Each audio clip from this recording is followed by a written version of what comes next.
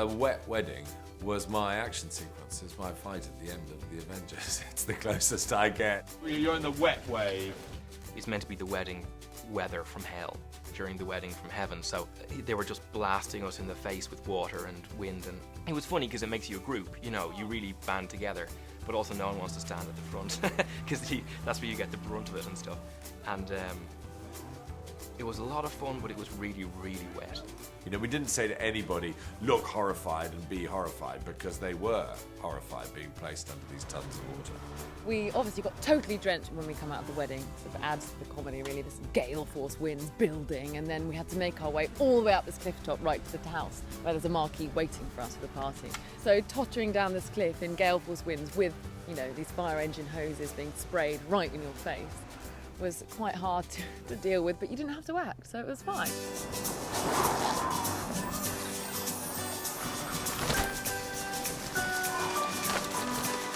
It was our action sequence, so we did work harder on it than we worked on most things, and particularly on huge things like the tent flying away.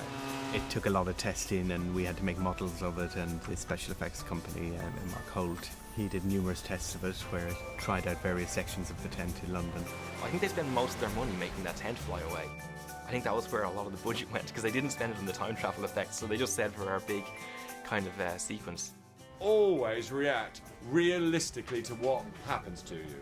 So if you don't get hit by a particular splash of water, don't pretend that you have been. They just put a big load of water in the middle of the top of it, like sagging, and then opened it and on top of a group of people. And I didn't get that, and neither did Rachel. We were really lucky, but Vanessa got it really badly. We had quite a lot of fun with the big split. Everybody just laughed and laughed so much, and then they all run into the house absolutely dripping. And so it becomes just a really good bonding event to then do the speeches and the rest of the wedding. So it was rather marvellous, actually.